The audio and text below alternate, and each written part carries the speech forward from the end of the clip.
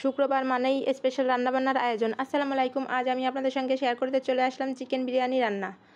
তার জন্য এখানে একটা প্যান গরম করে কিছুটা পরিমাণ তেল আর কিছুটা পরিমাণ ঘি গরম করে নিয়েছি। এর মধ্যে দিয়ে দেবো কিছুটা পরিমাণ পেঁয়াজ কুচি দিয়ে কিছুক্ষণ ভেজে নেব। লাল লাল করে পেঁয়াজটা ভাজা হয়ে গেলে এর মধ্যে অ্যাড করে দেবো বাটা মশলা। এখানে নিয়েছি আদা বাটা, রসুন বাটা, জিরা বাটা।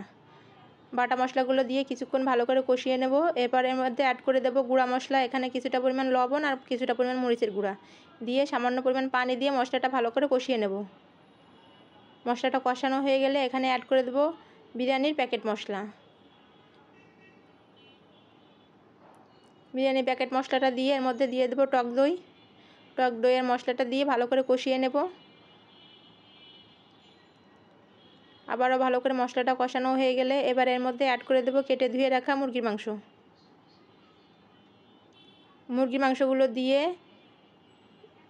মশলার সঙ্গে ভালো করে মিশিয়ে নেব। এখানে আমি বড় টুকরো করে মুরগির মাংসগুলো নিয়েছি, আপনারা চাইলে ছোটো টুকরো করেও নিতে পারেন। ভালো করে মশলার সঙ্গে মিশিয়ে ঢাকনা দিয়ে ঢেকে রেখে দেবো কিছুক্ষণের জন্য। কিছুক্ষণ পরে এসে নাড়াচাড়া করে নেব। নাড়াচাড়া করে দিয়ে এর মধ্যে সামান্য পরিমাণ পানি অ্যাড করে দেব। সামান্য পরিমাণ পানি দিয়ে ঢাকনা দিয়ে ঢেকে আবারও কিছুক্ষণের জন্য ঢেকে রেখে দেব, যতক্ষণ পর্যন্ত মুরগির মাংসটা সিদ্ধ না হয়ে যায়।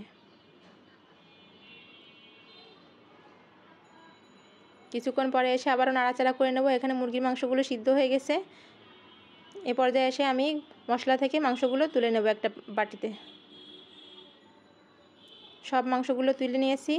এবারে মশলার মধ্যেই আমি ধুয়ে রাখা চাল দিয়ে দেব। চালটা আগে থেকে ধুয়ে রেখে কিছুক্ষণ ভিজিয়ে রেখেছিলাম।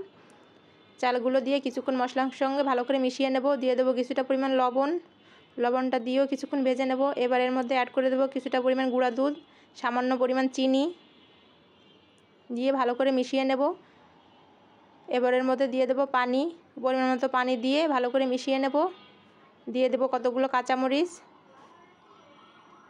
দিয়ে ঢাকনা দিয়ে ঢেকে কিছুক্ষণ অপেক্ষা করব, যতক্ষণ পর্যন্ত পানিটা শুকিয়ে না যায়।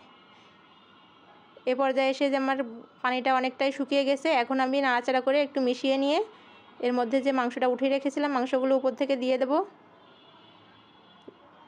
মাংসগুলো উপর থেকে দিয়ে এর মধ্যে অ্যাড করে দেব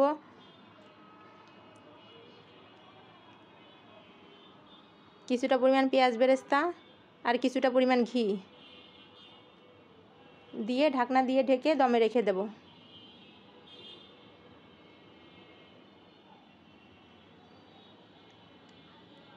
কিছুক্ষণ পরে এসে ভালো করে আবার একটু উল্টে পাল্টে মিশিয়ে নেব।